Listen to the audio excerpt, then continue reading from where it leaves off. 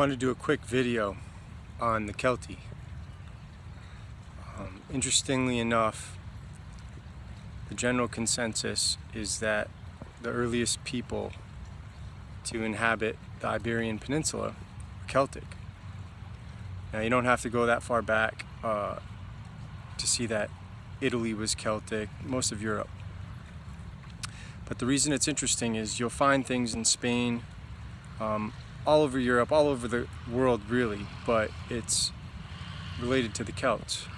And something to look into would be the cup and ring art. Now, I don't think that's what it is, but that's what people call it. So if you wanted to search it, that's probably going to be the easiest place to find it.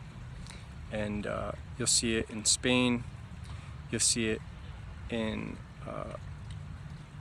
all over the UK. And these are noted trade routes from the dominant maritime empires of antiquity. And oftentimes when we look at the past, the things we seek, the things that we want as confirmation are no longer there. And the reason I try to make people appreciate that is because we have a life that's very easy. So we have the luxury to explore other cultures, we have the luxury to explore mysteries, the past, you name it. But when you're just surviving, that's not something that's on your plate. It's not something you can even entertain when you have to figure out how you're going to survive the week or even the day.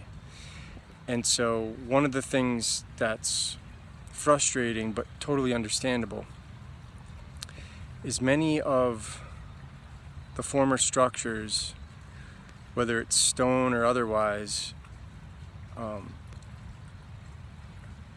they're not there anymore. And it's because the people in the region who survived and succeeded the previous cultures, they broke that down. They used the rock to build other structures for themselves. And when you live in a place that type of material and those resources is scarce, you have to make do with what you have. And so if you see an old ruins, the last thing you're thinking about is, someone 1,500 years from now is really going to need to know this existed. So I better just, not touch it and then die of, from the elements, from exposure, whatever. It just doesn't work that way. And so oftentimes people who research history, it's frustrating. And you can't find what you're looking for if you don't comprehend language and symbolism. And so people who know language and symbolism will run into less roadblocks. But then there's also frozen music. And there are some places that still exist. And frozen music is architecture. And those places that still exist, well, someone's architecture is as good as their language and culture. And so when you see ancient Egyptian or Greek themes on continents that they shouldn't be or that you were told they weren't there, well, you can with almost certainty prove that they were. At the very least, a portion of their culture was taken there or shared with travelers or merchants or whatever, and then brought back. However you want to look at it. It establishes a connection. And so in language, you'll see this everywhere. You'll see that, one of the earliest alphabets is going to be the Phoenician or the Etrurian or the Etruscan. And this is Italy. And you will see that what they would call the Carthaginian language, otherwise known as the Sicilian Phoenician. But you also see the Basque language, which is going to be like France and Spain, northern Spain, and that's known as the Spanish Phoenician. And this Phoenician connection is seen in every single language in the UK. It's unavoidable to a point where there, as far back as you can look, there is no unique ancient Britons in terms of their language. It's all coming from Etrurians, which are old Italians. Today that would formerly be, it would make up like Lazio, Umbria, and Tuscany. And once you see that thread, it's again another mathematical certainty that you're dealing with the same culture, the same language. Because if you see any two languages with 3 words or more that are the same, you're looking at a 10-to-1 odds. It's coming from the same source or a parent language.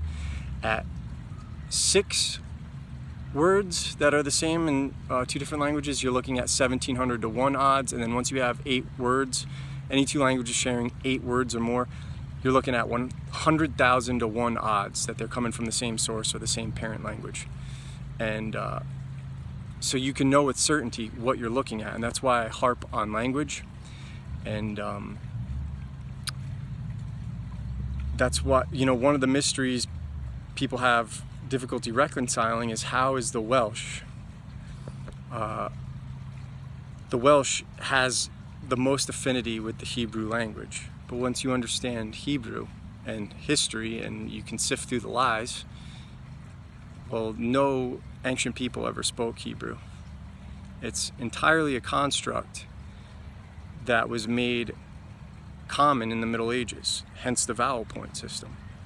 And it was brought to the common people through the priests, or the Cohens.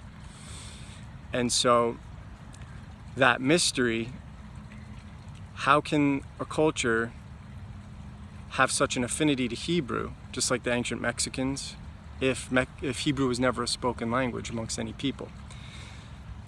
And if you want that to be explained, dive into SpiritWhirled series. I'm not going to say that type of thing on YouTube because I don't want to be censored and I don't want to trigger freaks.